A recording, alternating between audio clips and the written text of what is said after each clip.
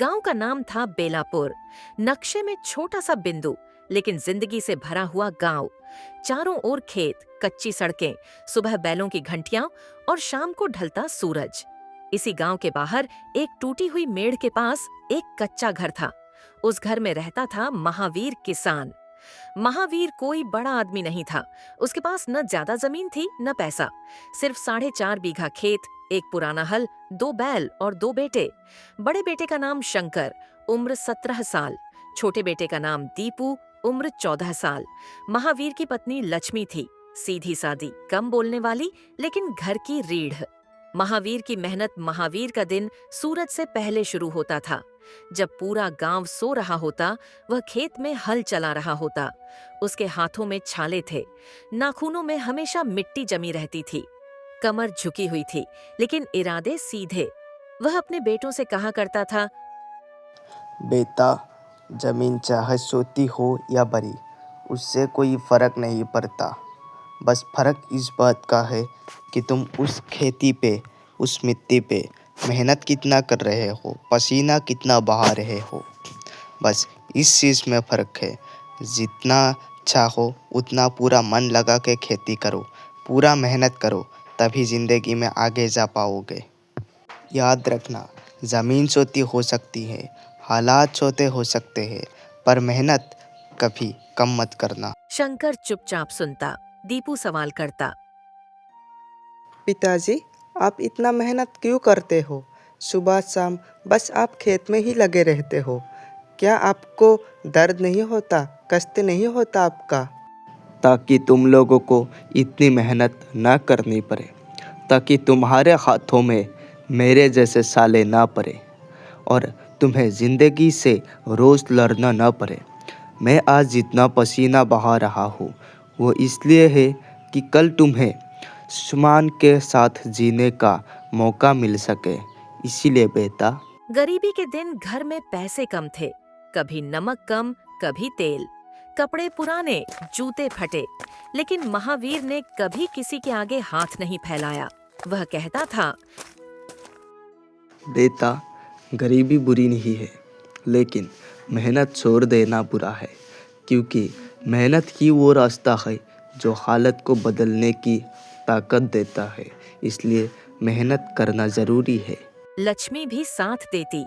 खेत से लौटकर खाना बनाती, फिर बच्चों को पढ़ाती।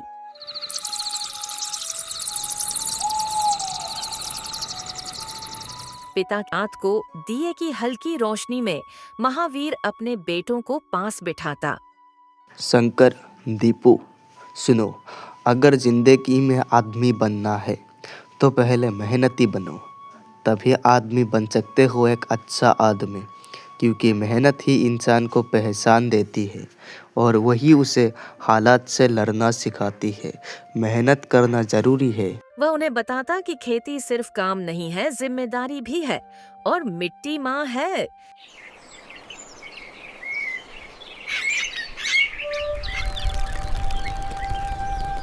पूरा साल, एक साल बारिश नहीं हुई। धरती फट गई, फसल सूख गई। महावीर ने और ज्यादा मेहनत शुरू कर दी। कम खाया, ज्यादा काम किया। लक्ष्मी डर गई। इतना कम मत करो। हर वक्त खुद को ही भूल जाते हो। जिम्मेदारियां जरूरी है, लेकिन तुम्हारी सेहत और सुकून उससे भी ज़्यादा कीमती है। थोड़ा रुककर आराम कर लो, ताकि मुस्कुराने की वजह हमेशा बनी रहे। सेहत अच्छा रहेगा तभी तो तुम और काम कर पाओगे। लक्ष्मी, सुनो, आज काम नहीं करूँगा मैं तो बच्चे कल भूखे रहेंगे। उनकी भूख, उनकी ज़रूरतें मेरे आराम से ज़्यादा बड़ी है। इसलिए तो मैं मेहनत कर रहा हूँ। मैं काम नहीं करूँगा तो वो कल क्या खाएंगे।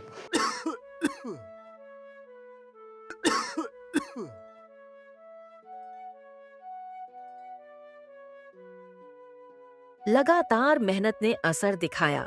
खांसी रहने लगी, सीने में दर्द, लेकिन वह खेत जाना नहीं छोड़ता।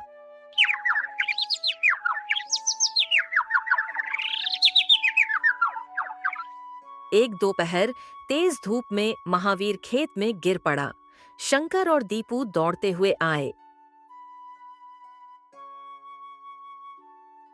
पिताजी, आपको क्या हो गया पिताजी? उठिए पिताजी, उठिए। आपको क्या हो गया? आपको हम कुछ नहीं होने देंगे पिताजी। अरे कोई जल्दी से बैलगाड़ी बुलाओ रे।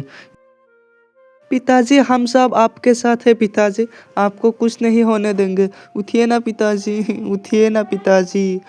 कोई जल्दी से बैलगाड़ी बुलाओ, पिताजी को अस्पताल लो। गांव वाले इकट्ठा हुए। उसे बैलगाड़ी में अस्पताल ले जाया गया।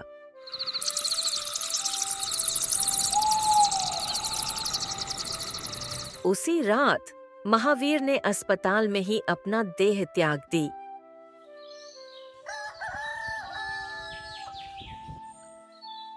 सब कुछ बदल गया। घर सूना हो गया। खेत वैसे ही थे, लेकिन आवाज नहीं थी। 13वीं के बाद लोग बोलने लगे। बेटा, घर की हालत दिन ब दिन बिगड़ती जा रही है। मेरे हिसाब से तुम्हें शहर चले जानी है। उधर तुम्हें काम करके कर्जा भी तुम माफ़ कर सकते हो। इधर रहकर कुछ नहीं कर पाओगे। आपने बिल्कुल सही कहा दीपू, तुम्हें शहर चला जाना चाहिए, क्योंकि उधर तुम कोई काम करके अपनी घर आराम से चला सकते हो। नहीं तो इधर तुम अगर रहोगे तो तुम्हारी ही नुकसान है। यहाँ कुछ नहीं होगा, तुम शहर चले जाओ दीपू, हम भलाई के लिए कह रहे हैं। शंकर ने पहली बार तेज आवाज में कहा। ज़मीन नहीं बिकेगी, ये बाबा की आखिरी उम्मीद है। यही हमारी आखिरी निशानी है बाबा की। बाबा की ये मिट्टी अगर बेच दिया हमने तो बाबा बहुत कष्ट होगी बाबा को। नहीं बिक सकता ये ज़मीन। मैं यही रहकर खेती करूँगा, तभी कुछ करूँगा। मैं बाहर जाके कुछ नहीं कर सकता। यही मेरी आखिरी। हाँ भैया, बिल्कुल सही कह रहे हैं, यही हमारी आखिरी उम्मीद है। बाबा नहीं तो बहुत दुख होगा बाबा को। अब घर की पूरी जिम्मेदारी शंकर और दीपू पर थी। माँ रात को रोती, दिन में हिम्मत दिखाती। पहला साल बहुत मुश्किल था। बीज उधार, खाद उधार, फसल आधी। लेकिन दोनों भाई सुबह शाम खेत में लगे रहे।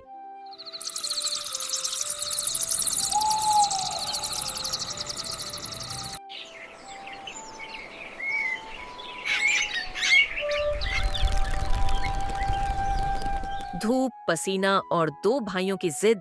महावीर के जाने के बाद घर का आंगन जैसे चुप हो गया था। पहले जहां सुबह उसकी खांसी और हल्की आवाज सुनाई देती थी, अब वहां सिर्फ सन्नाटा था। शंकर सबसे पहले उठता। अभी अंधेरा होता, लेकिन वह बिना कुछ सोचे खेत की ओर चल देता। पीछे पीछे दीपू आता, आंखों में नींद और दिल में डर।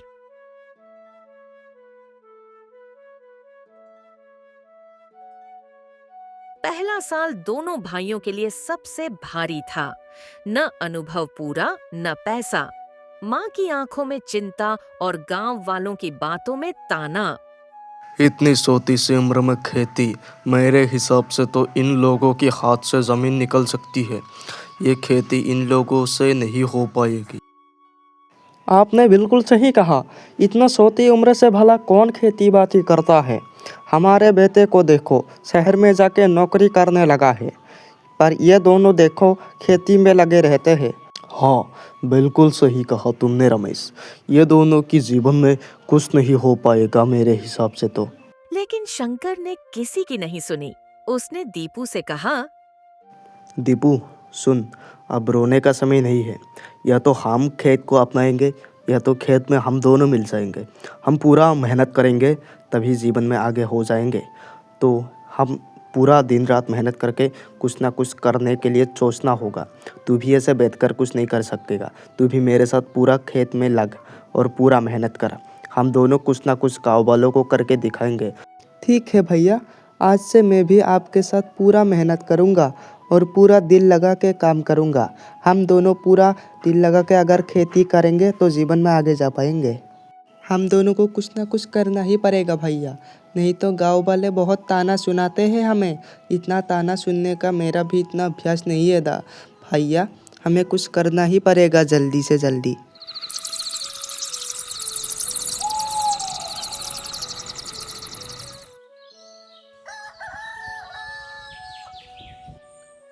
दोनों दिन भर धूप में काम करते।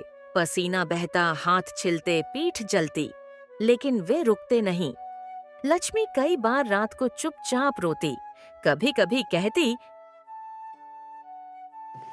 शंकर, तुम इतना मेहनत मत करो। मैं तुम्हें इतना मेहनत करते हुए देख नहीं सकती।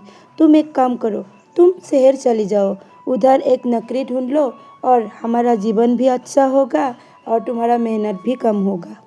तुम जितनी जल्दी हो सके शहर पर एक नौकरी ढूंढ लो बेटा। माँ, बाबा की आखिरी उम्मीद इसी खेत पर थी। इसी खेत पर बाबा की आखिरी सांस थी। मैं इस खेत को यूं ही नहीं छोड़ सकता माँ। तुम लोग समझने की कोशिश क्यों नहीं करते? गाँव वालों की ताना, और अब तो तुम भी कहने लगी हो माँ।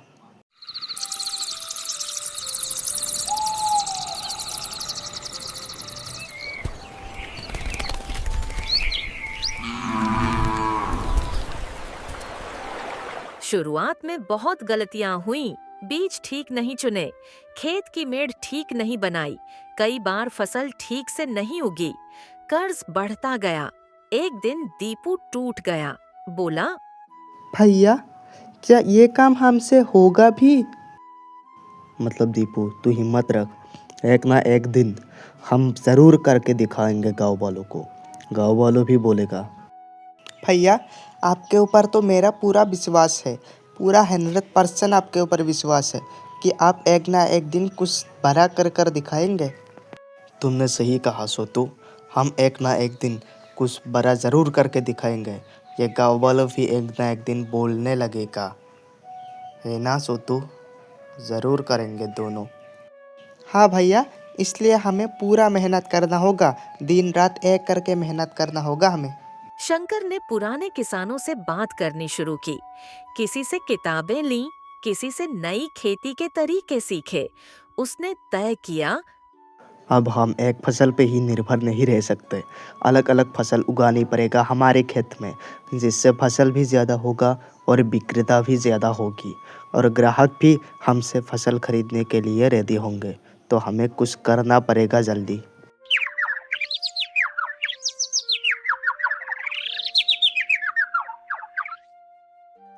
उन्होंने सब्जियां उगानी शुरू की। थोड़ी थोड़ी जमीन में अलग अलग चीजें। गांव वालों ने फिर मजाक उड़ाया, मेरे हिसाब से तो तुम दोनों शहर चले जाओ बेटे, यहाँ रहकर कुछ नहीं कर पाओगे। हमारे जैसा तुम लोगों का भी नुकसान होगा। हाँ बड़े बुजुर्ग, आपने बिल्कुल सही कहा। इन दोनों को मेरे हिसाब से भी शहर चला जाना चाहिए, नहीं तो यहाँ रहकर कुछ नहीं उखाड़ सकते। तुम लोगों का मम्मी का भी सुख का बात है, तुम दोनों शहर में काम करो। लेकिन इस बार शंकर चुप नहीं था।